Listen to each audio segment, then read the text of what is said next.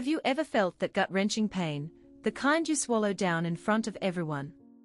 That feeling like the ground's disappeared from under your feet.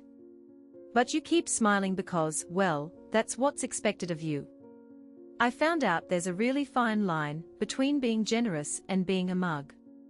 And that line, my girl, I crossed so many times I didn't even know which side I was on anymore. Let me tell you how a simple gender reveal party changed everything between my daughter and me. How 3 little words said into a microphone made me rethink 65 years of life. And how, for the first time, I decided I wasn't going to be the one swallowing it anymore. My name's Tanya Mara, I'm 65 years young, retired from the public education system. I was a teacher for 42 years and a widow for 12. I live in a humble little place here in the eastern suburbs of Sydney, in the same neighborhood where I raised my daughter Camila, on my own since she was 7. I still remember the smell of freshly brewed coffee wafting through my kitchen on that crisp March morning. I was stirring sugar into my white porcelain cup, one of those old ones my mum gave me when I got hitched, when my mobile rang. It was Camila, already yabbering before I could even say g'day. Hello. Mum, you've gotta help me with something important. My daughter, 43 years old, married to Renato, and still talking to me like I was the magic fix for all her dramas. And I always was, too. What's up, love? I asked, pulling up a chair to sit down. When Camila started like that, I knew it was gonna be a long yarn. Mum, I'm pregnant. My heart did a flip-flop in my chest. At 65, I was going to be a nan for the first time. I felt my eyes well up, that good kind of tears, overflowing with joy. Oh my goodness, that's wonderful news, my girl. I stood up from the chair, as if she was right there in front of me to hug. How are you doing? Much morning sickness. Does Renato know? Easy, Mum, she chuckled from the other end of the line. Of course he knows. We want to have a beautiful gender reveal, you know. A really special bash to tell everyone if it's a boy or a girl. And then it came. It always did. But I'm gonna need your financial help, all right. We want to have it at the Wattle Grove Function Center, that one down south. You know how it is, eh? Renato's workmates will be there, his uni mates. We need to make a good impression. Make a good impression. It was always about that. Ever since she was a little tacker, Camila wanted to make a good impression.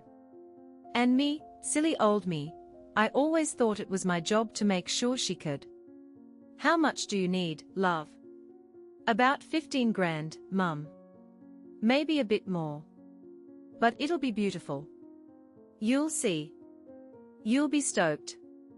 15 grand, almost 2 months of my entire pension.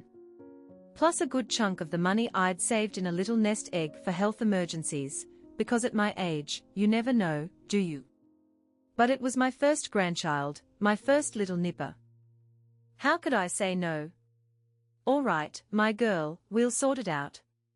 Oh, Mum, you're the best. I knew I could count on you. When I hung up the phone, I stood there in the kitchen, looking at the cup of coffee that had already gone cold. Outside, I could hear the buses rumbling down the avenue, the sound of birds in the neighbor's backyard, life going on as normal. But inside my chest, there was a strange mix of joy and, how can I explain it, a little prickle of weariness. Not physical weariness, no. It was more like a weariness of the soul, the kind you don't even admit to yourself.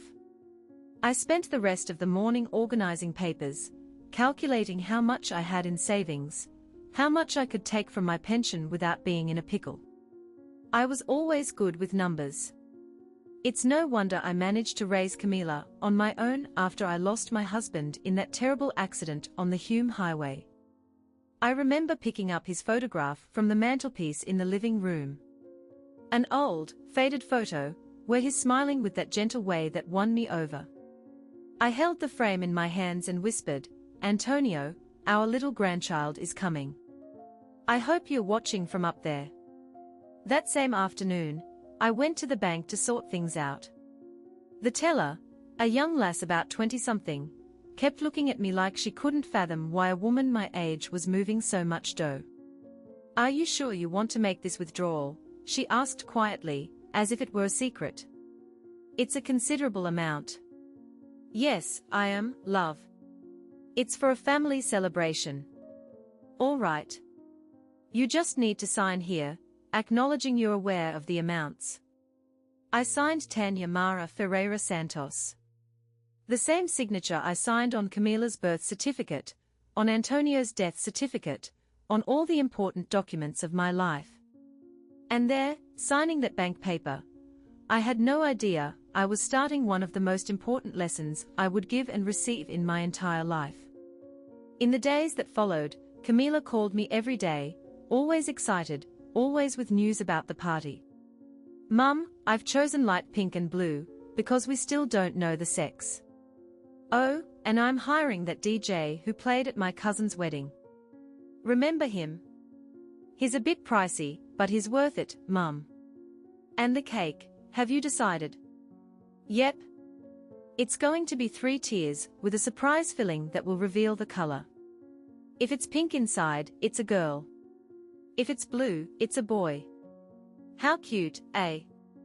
Cute. Pricey, but cute." While she was planning, I was given a special mission, to make a present for the bub. I thought and decided I'd make a crochet blanket, white, delicate, with some golden stitches I learned from a magazine, the kind that works for both a boy and a girl. I spent weeks making that blanket. Every night, after watching the news, I'd sit in my armchair in the living room, that brown armchair Antonio gave me on our 10th wedding anniversary, and I'd be there. Crochet, crochet. The neighbors who walked past on the street and saw me through the window would always comment, "Look at Tanya making crochet for her grandchild. How lovely, eh?" A dedicated nan like that is rare these days. And I'd smile proudly, because it was true. I was making it with so much love, so much care, that every stitch was a prayer. Every row was a little piece of my heart being sewn into that blanket. I remember one night, close to the party, when I was finishing the last details. There was a fine rain falling outside and the sound of the droplets on the roof kept me company. I picked up the finished blanket, brought it to my nose to smell the new yarn, and thought, my little grandchild will grow up covered by this blanket that Nana made with so much love. Little did I know that in a few days, this moment of peace and love would be just a sweet memory in a memory that would hurt forever. The big day arrived, a sunny Saturday in March. I woke up early, said my usual prayers, had my coffee with toast, one of those habits a person my age can't change anymore. And I got dressed with care. I chose my navy blue dress, the long-sleeved one I wear for special occasions. I put on a bit of lippy, brushed my hair that I can still keep tidy, and picked up the blanket wrapped in gold gift paper. "Today's the day, Antonio," I said to his photo before leaving. "Today we'll find out if it's a boy or a girl." The Wattle Grove Function Center was in an area I didn't know well. I had to catch 2 buses and still walk about 3 blocks. When I got to the door, I was impressed. It really was a beautiful, elegant place, with a garden at the entrance full of colorful flowers. The party was beautiful, pink and blue balloons everywhere, a long table laden with sweets that looked like works of art. Well-dressed people chatting and laughing. The DJ Camila hired was playing some lively tunes and there was even an Instagrammable wall, one of those people use for photos, decorated with giant paper flowers. All very beautiful, all very expensive, all paid for with my sweat from 42 years of teaching. I found Camila in the middle of the party, radiant, wearing a light pink dress that showed off her still small bump. She was talking to her friends, gesturing animatedly, telling them about the pregnancy. "Mum, you made it." She came to hug me and I smelled the expensive perfume she wears. "So glad you could come." As if it were an option, as if I, who paid for all of it, could choose not to go. Of course I came, my girl. I brought a little present for the bub. I showed her the bag with the wrapped blanket. Oh, how cute. We'll open it later, all right. Now come meet Renato's workmates. And off I went, greeting people I didn't know, smiling at people who clearly weren't bothered to talk to me. I was just the mum of the guest of honor, the old lady in the corner. But that was fine, I was used to it. The important thing was to see my daughter happy. It was during the speech that everything changed. These memories hurt, but they also heal. If you like stories like this, my girl, subscribe to the channel, alright. We need to hold onto these memories. The microphone squealed when Camila took it from the DJ's hands. All conversation stopped, laughter ceased, and everyone turned to look at her, standing there in the center of the room, beautiful as ever, one hand on her belly and the other holding the microphone. To everyone there, I was just Tanya, the mum of the guest of honor, the old lady who arrived by bus, who brought a simple present wrapped in gold paper. The retired widow, who lives in a humble house in the eastern suburbs. The truth is, I always preferred people to think that way. I never liked to show off, to talk about what I have or don't have. My mum raised me saying that money doesn't make a fuss, and I lived by that. But what no one then knew, not even Camila, is that during all these years of retirement, I didn't just sit around. I wasn't just waiting for time to pass, knitting and watching telly like many people imagine a 65-year-old widow does. Let me explain something few people know about me. I was always good with numbers. At the school where I taught, besides teaching Portuguese, I ended up becoming the person who organized the finances for events, who controlled the canteen's budget, who knew where every cent was being spent. The principals trusted me because I had this natural knack for understanding investments, applications, those things that scare a lot of people. When Antonio passed away, besides his pension, which wasn't small change because he worked for a good company, I received life insurance and a considerable compensation due to the accident. At the time, a lot of people gave me advice on what to do with that money. Antonio's sister even suggested I buy a bigger house. Camila, who was about 20-something at the time, wanted me to spend it traveling, enjoying life. But I thought differently. I took that money and little by little, I invested it. Nothing risky, no crazy speculation, just safe things, government bonds, term deposits, some shares in solid companies that I'd study in the papers. For 12 years, that money grew quietly, without making a fuss. My family thought I lived only on my pension, that I was a poor old dear who sometimes made an effort to help her daughter, who'd skimp on food to pay for her things. And I let them think that. I don't really know why. Maybe because I liked the idea that my generosity was seen as a sacrifice, as proof of love. But they didn't know I had a considerable reserve, that I could pay for that 15 grand party without compromising even 10% of what I had saved, that in reality, I was far from being the dependent old lady they imagined. Maybe that's where my mistake began, in letting them see only what they wanted to see, in not showing that I was more than I appeared, in accepting to be underestimated, because deep down I thought it was part of my role as a dedicated mum. Camila grew up seeing this. She grew up believing that I existed only to solve her problems, that my only function in life was to be the mum who bankrolls things without complaining. And without realizing it, I kept feeding that idea. I remember so many moments over the years. When she wanted to go to a private university, because the public one was too hard, I paid without batting an eyelid. When she decided to do that digital marketing specialization that cost 8 grand, I funded it. When she got married and needed help furnishing the new house, guess who showed up with the cash? Always me, always the mum who'd sorted out. And Renato? Renato was a good bloke, hard-working, affectionate with Camila. But ever since they started dating, I noticed he also got used to the idea that his mother-in-law helps out. When they needed something more expensive, a new fridge, the lounge suite, the car payments, they didn't think twice before calling me. "Mum, can you give us a hand here?" Always with that sweet way, as if it were a small thing. And I always always gave a hand, because I had the means, because I loved my daughter, and because, well, because I was used to being needed that way. But that day at the party, standing there in the middle of that expensive function center, watching my daughter take the microphone to give her speech, I had a strange feeling. As if I were seeing everything from the outside, as if I were a stranger observing my own life. I looked around and saw all those well-dressed people, drinking the expensive drinks I paid for, eating the elaborate sweets I funded, taking photos on the Instagrammable wall that came out of my pocket. And suddenly I wondered how many of those people knew, who had really made that party possible.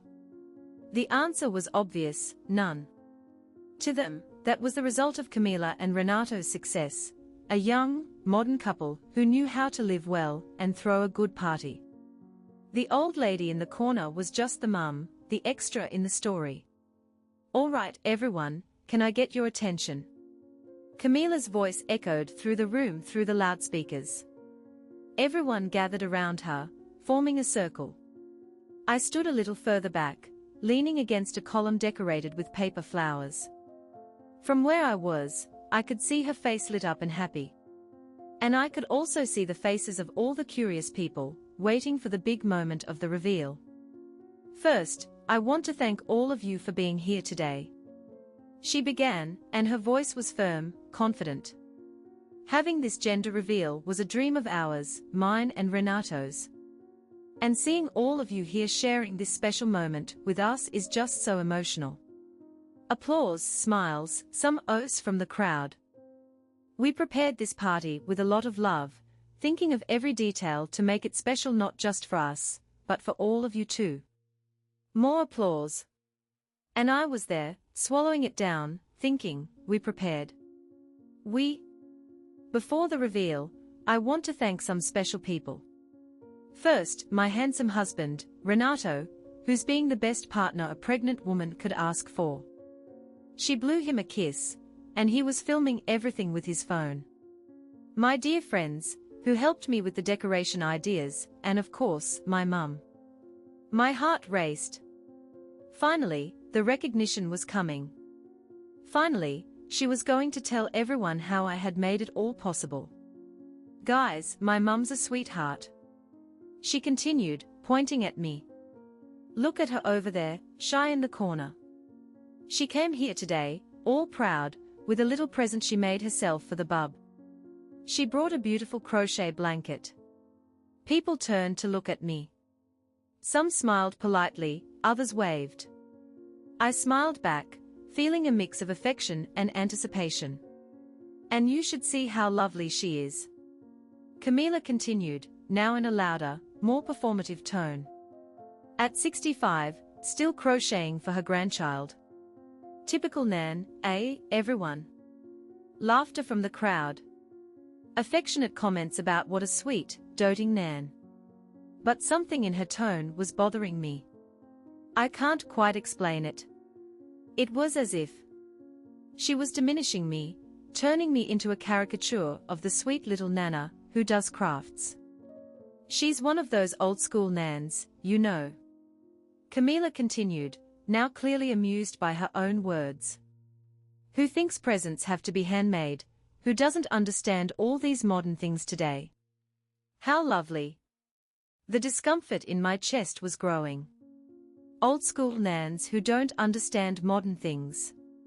And then came the phrase that changed everything. The phrase I would keep forever, that would haunt me on sleepless nights, that would be the trigger for everything that happened afterwards. "Oh, everyone, look how cute," she said, pointing at me with a big smile on her face. My mum came with a Nana present. Could only come from the old biddy here, eh? Old biddy. The words echoed through the room along with the laughter from the crowd. Everyone laughed. Everyone thought it was funny. Camila herself laughed at her own joke, thinking she was witty. And me, I smiled on the outside. I smiled as I always smiled, like an understanding mother who knows her children sometimes say silly things. Like a good-natured Nana, who doesn't get offended by little jokes, but inside something cracked. It didn't crack from anger, it didn't crack from hurt, at least not just that. It cracked from disappointment with myself, for having allowed it to get to this point, for having let my daughter see me only as the old biddy who crochets and pays the bills without question. Disappointment with her for having reduced me to this caricature in front of 60 people, for having turned my love, my care, my dedication into a joke to liven up the party I paid for. They applauded when she revealed it was a girl. They cheered with joy when they cut the cake and the pink batter came out. They hugged Camila, congratulated Renato, and everyone celebrated the arrival of the little one. And I was there, in the middle of the party, feeling like an outsider. Like a ghost. I looked at the cake, at the balloons, at the happy faces, and all I could think was, this is not my party. This is not my joy. This is a party I paid for people who don't even know I exist. I left shortly after. I didn't say goodbye to anyone. I just slipped out, quietly, as I always did. I walked the 3 blocks to the bus stop, got on the bus, and went home. The house was empty, silent. I put the crochet blanket on the sofa, the one I had made with so much love, and sat beside it. And for the first time in a long time, I cried. I cried not for the money, not for the effort, but for the illusion. For the illusion that my love was seen, that my sacrifice was valued. For the illusion that I was more than just a bank account for my daughter. The next day, Camila called. "Mum, why did you leave so early? We missed you." I wasn't feeling well, love. My blood pressure dropped. I lied. I always lied to protect her, to protect myself. Oh, okay. But the party was amazing, wasn't it? Everyone loved it. And the blanket, Mum, it's so cute. Thank you so much. She didn't even notice. She didn't notice the crack in my voice, the sadness in my eyes. She didn't notice that something had broken inside me. And that's when I decided. That's when I decided that enough was enough. I wasn't going to be the old biddy anymore. I wasn't going to be the bank account. I wasn't going to be the one swallowing it down anymore. The first thing I did was change my phone number. I know, it sounds radical, but I needed a break. I needed space to breathe, to think. Then, I went to the bank. I closed the savings account, the one where I had all my investments. I transferred everything to a new account, in a different bank, one that Camila didn't even know existed. I started taking care of myself. I enrolled in a dance class, something I always wanted to do, but never had time for. I started going to the gym, walking in the park. I even started dating again. Yes, at 65, I found love again. A lovely bloke, a widower like me, who understands me, who values me for who I am, not for what I can provide. Camila tried to contact me. At first, she called my old number, then she called my neighbors, my friends. She even showed up at my house. But I didn't open the door.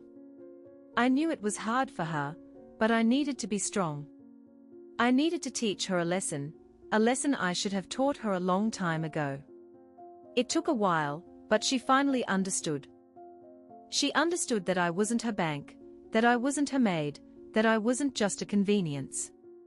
She understood that I was a person, with my own dreams, my own needs, my own life.